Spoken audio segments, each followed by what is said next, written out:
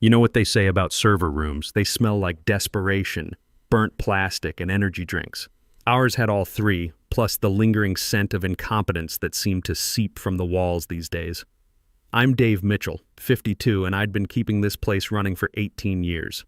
Former Army IT specialist back when networks were simpler but the consequences of failure were life or death. Started here in 2007 when I got out of the National Guard making $47K a year fixing other people's mistakes. Now I was pulling $87K as senior network architect, which sounds impressive until you realize I was doing the work of 3 people. It was 2:30 a.m. on a Tuesday when my phone started screaming.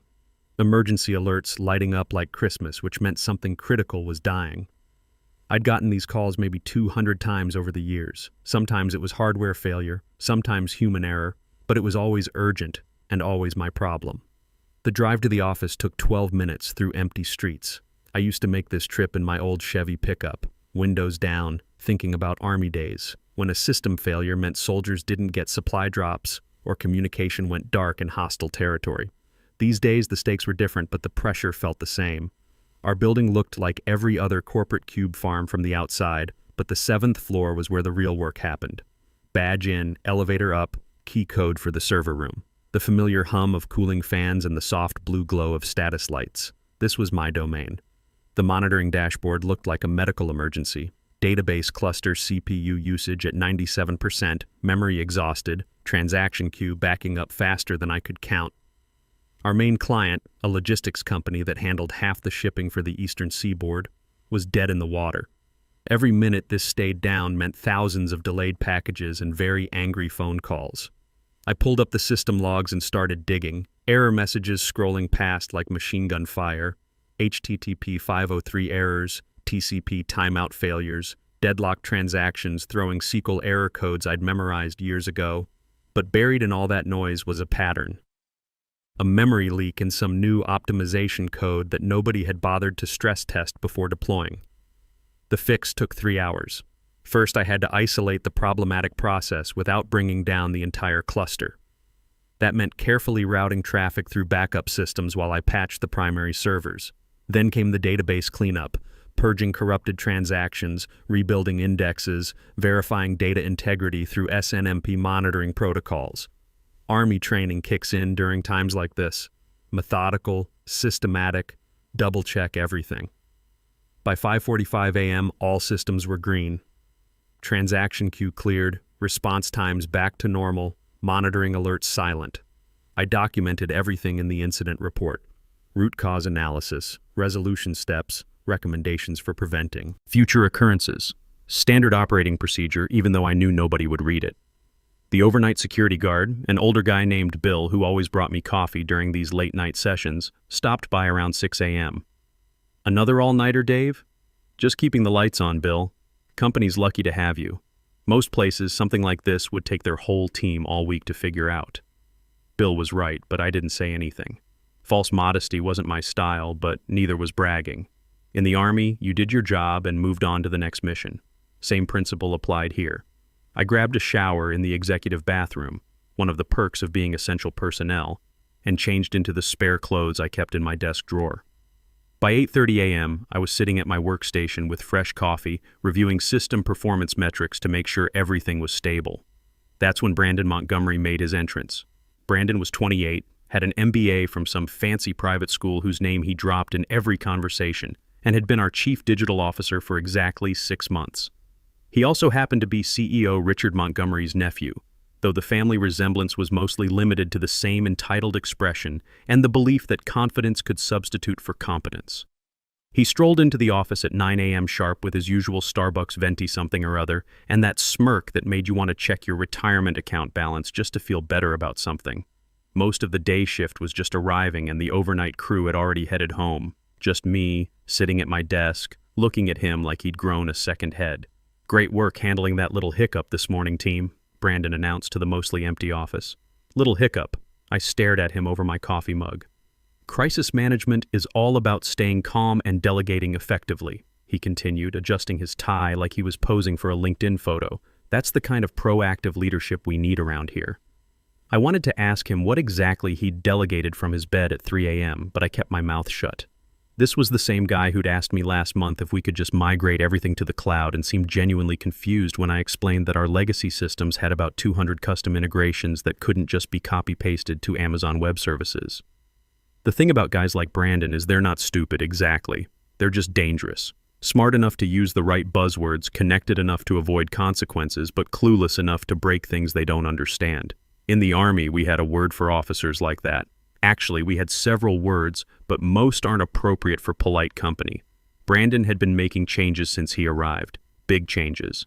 He brought in a digital transformation consultant named Jessica, who charged $400 an hour to tell us we needed to leverage synergies and optimize our tech stack. She'd spent 2 weeks interviewing everyone, taking notes on her iPad, and producing a 47-page PowerPoint deck that could be summarized as fire the old guys and hire cheaper people. The writing was on the wall, but I figured I had time. Companies don't usually get rid of the guy who fixes their problems at 3 a.m. I'd been running Guardian, my comprehensive system monitoring and auto repair suite, in the background for 4 years. It prevented hundreds of outages, caught security intrusions before they became breaches, and saved the company millions in downtime costs. Brandon's team had no idea it existed. I was wrong. Over the next month, Brandon started implementing his optimization strategy. First to go was Andy Rivera, our database administrator who'd been with the company for 14 years. Andy was 49, knew our systems inside and out, and had the annoying habit of asking Brandon to explain his technical decisions in detail. "We're transitioning to a more agile, cloud-native approach," Brandon told him during the termination meeting. "Your skill set is more aligned with legacy infrastructure." Legacy infrastructure. That was Brandon's speak for old and expensive. Andy had built most of our database architecture from scratch, optimized it through 3 major upgrades, and could troubleshoot problems that would take a team of consultants weeks to figure out. But he was also making $92K a year with full benefits, and Brandon could hire 2 fresh graduates for that price. Neil Patterson went next. Neil was our infrastructure director, 54 years old with a background in telecommunications going back to the days when network cables were actually thick yellow things you could trip over. He'd seen every type of system failure imaginable and had the institutional knowledge that you can't learn from YouTube tutorials. "Nothing personal, Neil," Brandon said. "We're just pivoting to a more dynamic workforce model." Dynamic workforce model. Translation: young, cheap, and replaceable. The pattern was obvious. Anyone over 45 was getting called into HR for strategic discussions about their career trajectory. Brandon had started scheduling what he called energy assessment meetings with senior staff, asking questions about adaptability to fast-paced environments and comfort with disruptive technologies. The younger guys were nervous but figured they were safe. The offshore transition was happening gradually. A few positions here, a consulting contract there. Death by 1,000 budget cuts. I watched it all from my desk, documenting everything. In the Army, you learn to keep detailed records of command decisions, especially the bad ones. You never know when you'll need evidence later.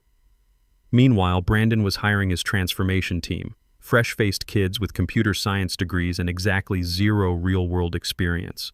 They had impressive resumes, internships at startups, certifications in the latest frameworks, GitHub profiles full of sample projects that looked good but had never been tested under actual load.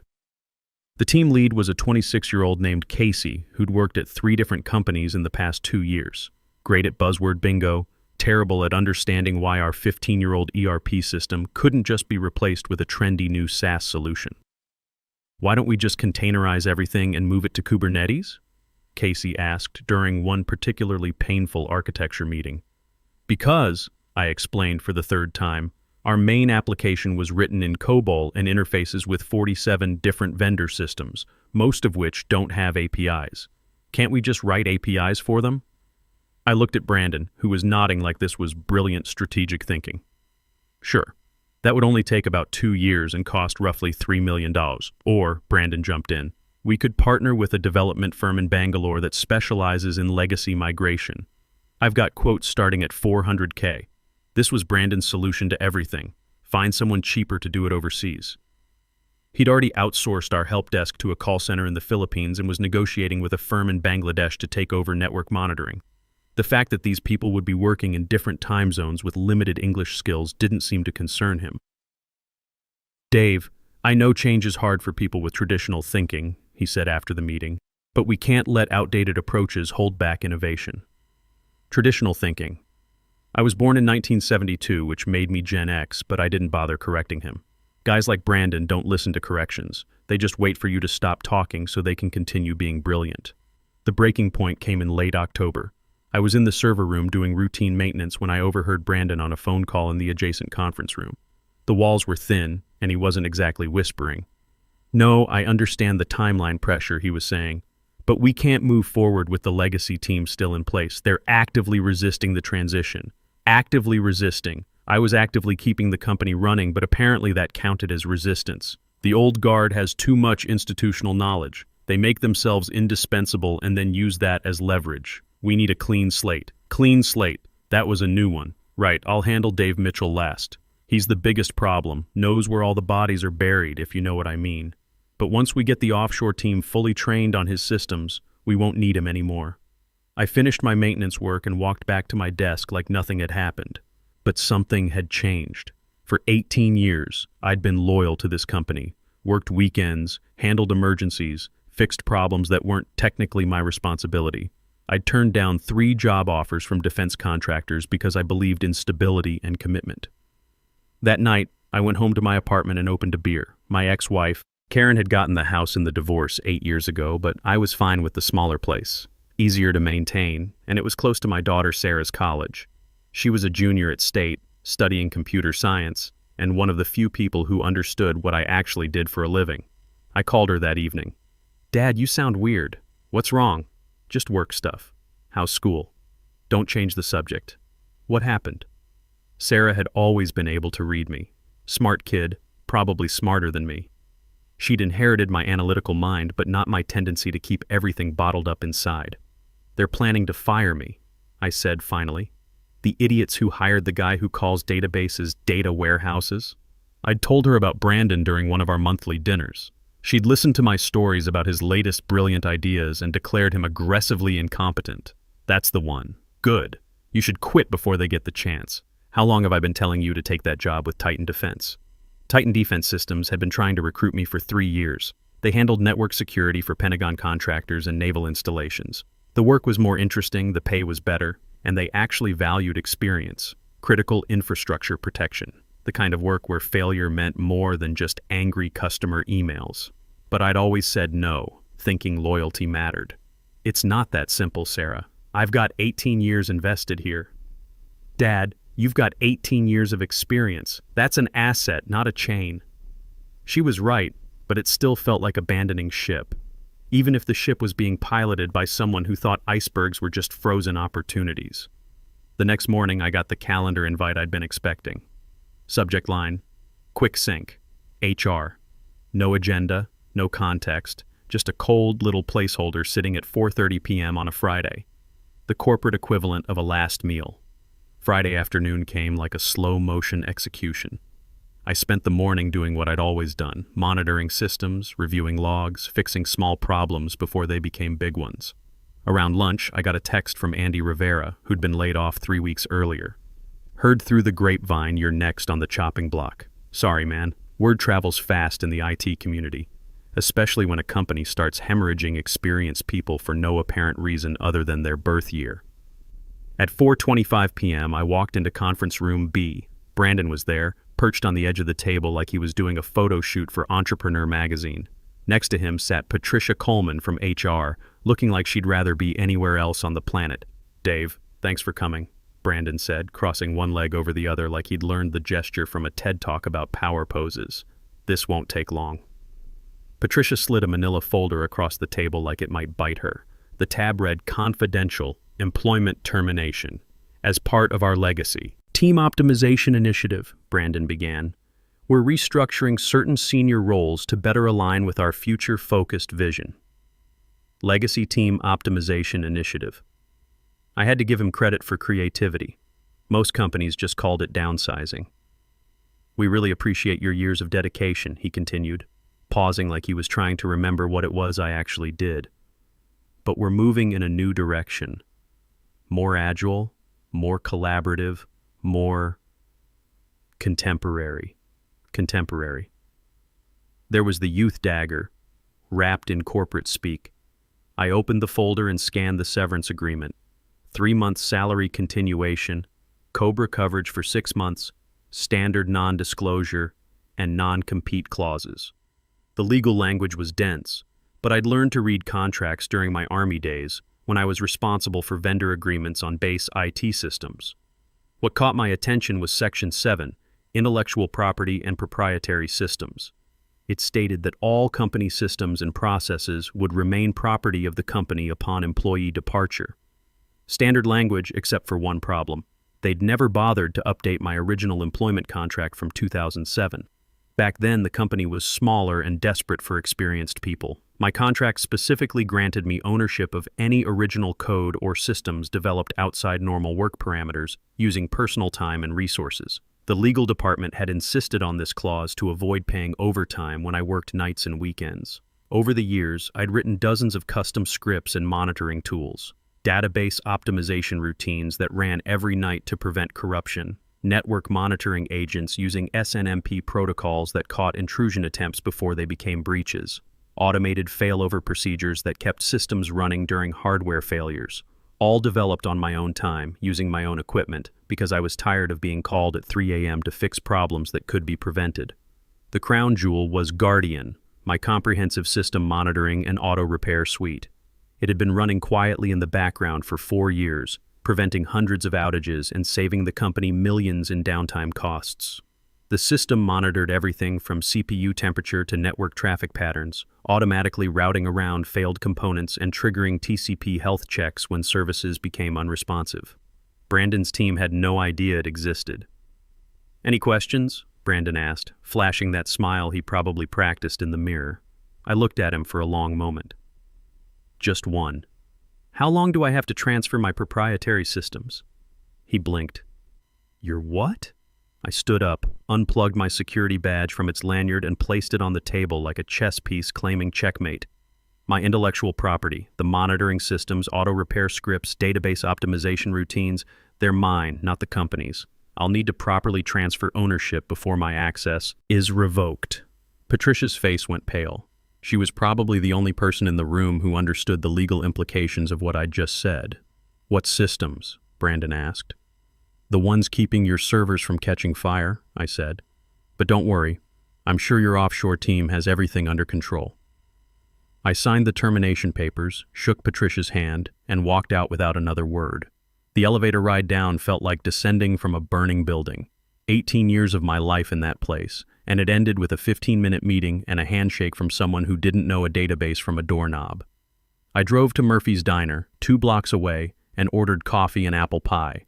Then I opened my laptop and logged into the system for the last time. Guardian was distributed across 47 servers, monitoring everything from CPU temperature to network traffic patterns. Removing it required careful coordination to avoid triggering immediate alerts. One by one, I transferred ownership of each component from the company repository to my personal servers. The process took 43 minutes and was completely legal. The database optimization scripts took another 20 minutes. These ran every night at 2 a.m., cleaning up corrupted transactions, rebuilding indexes, and preventing the cascade failures that had plagued the company before I'd written them. Finally, I revoked the automated failover procedures that had been quietly routing traffic around failed systems for the past 3 years. Without these, a single server failure could bring down entire departments. When I finished, I closed the laptop and ordered another piece of pie. Then I called Titan Defense Systems. "Mr. Mitchell, what a pleasant surprise," said Rebecca Martinez, their CTO. "I was just thinking about you. We have a new contract starting Monday. Network security audit for a naval logistics facility in Norfolk. Pentagon clearance requirements, critical infrastructure protection. Interested? What's the pay?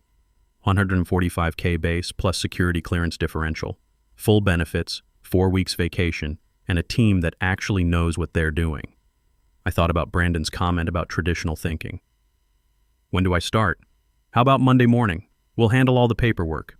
You've got a deal." I hung up and sat back in the diner booth, watching traffic pass by on the street. For the first time in months, I felt something I'd almost forgotten: anticipation instead of dread about going to work. My phone was quiet for exactly 47 minutes. Then it started buzzing. Over the next 18 hours, the automated systems I'd built began their slow decline. Without Guardian monitoring CPU temperatures and memory usage, small performance issues went undetected.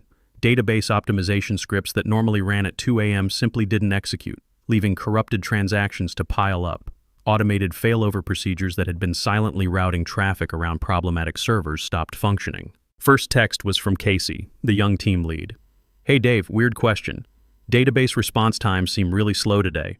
Then Patricia from HR. "Dave, quick question about some technical documentation you might have." Then Brandon himself. "Dave, hope you're well. Could you give me a call when you get a chance?" I turned the phone face down and finished my pie. They'd figure it out eventually, or they wouldn't. Either way, it wasn't my problem anymore. Around 8 p.m., I drove past the office building one last time.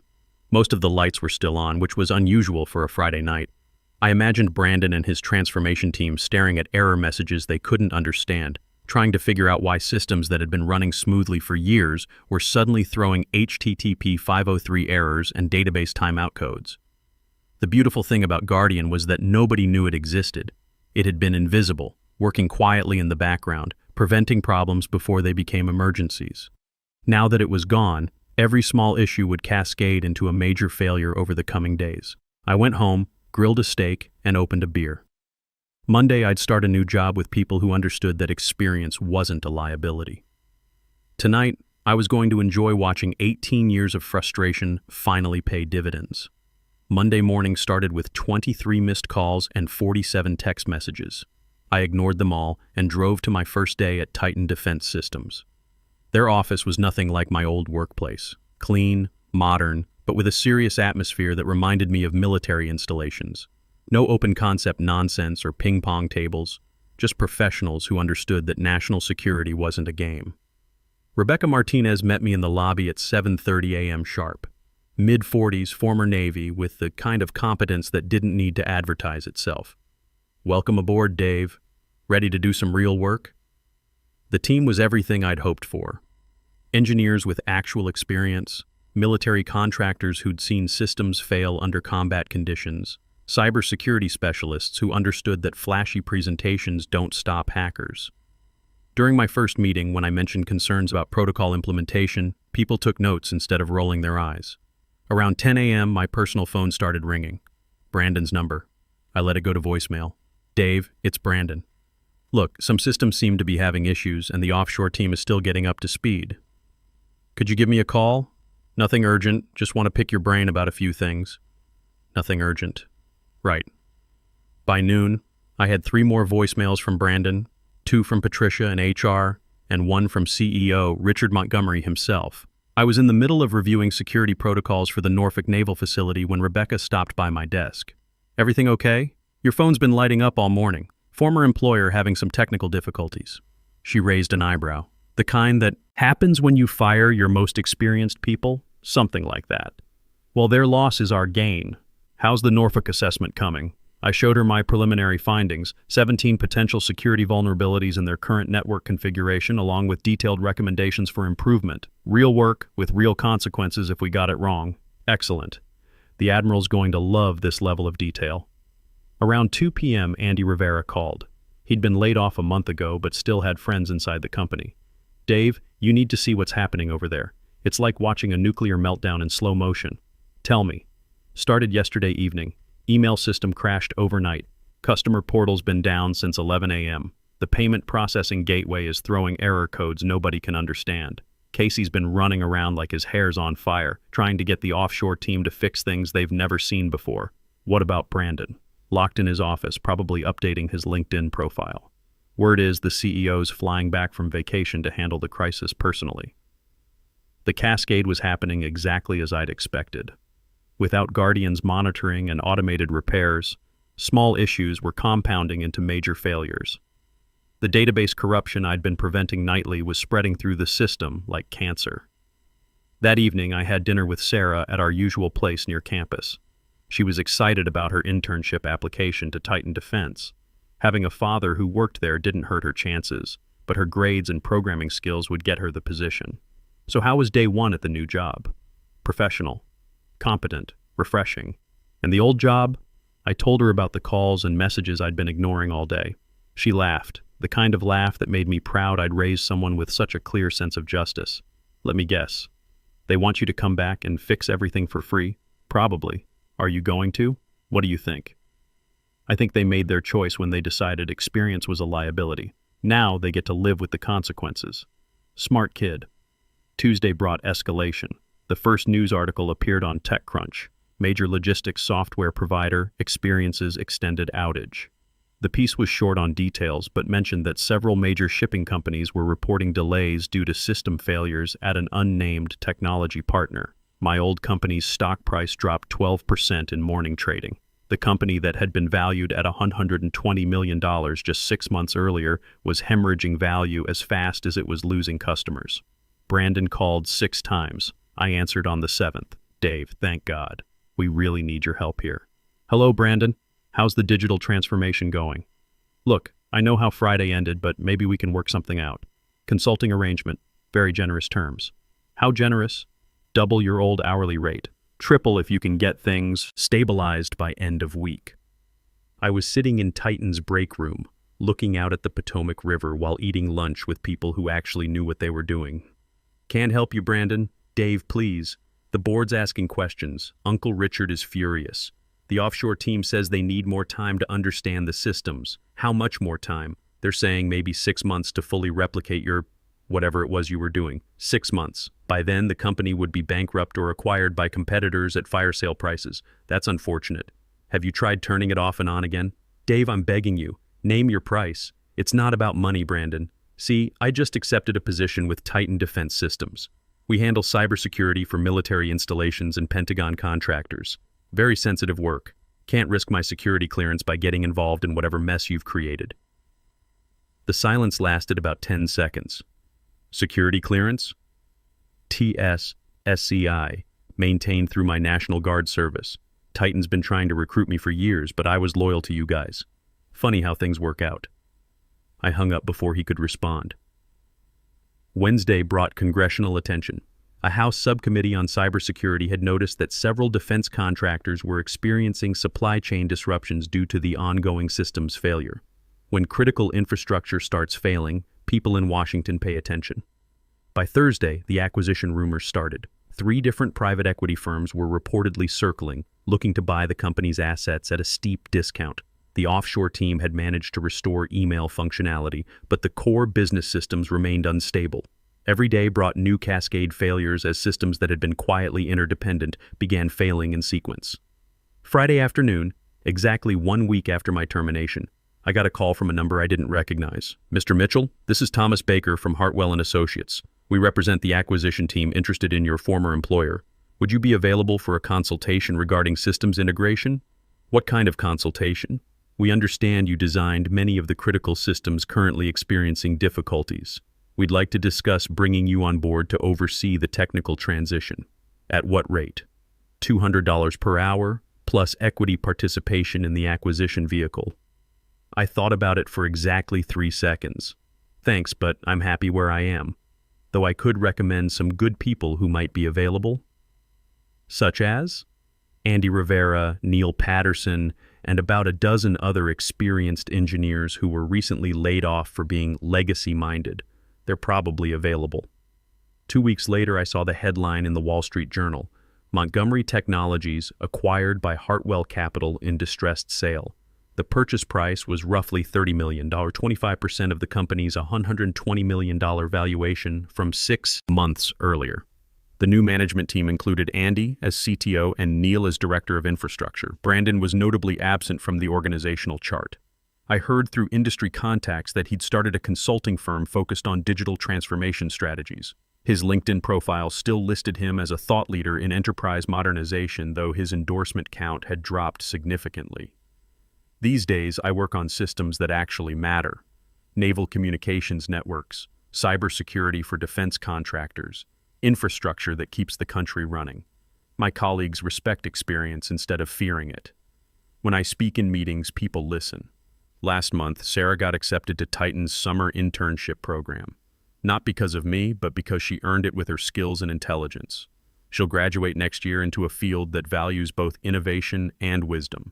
Sometimes I drive past my old building during lunch.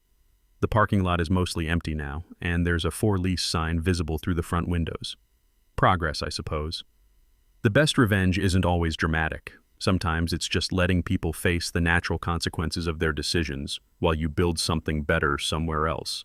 The server room at Titan smells like success. Clean, cool, and professionally maintained.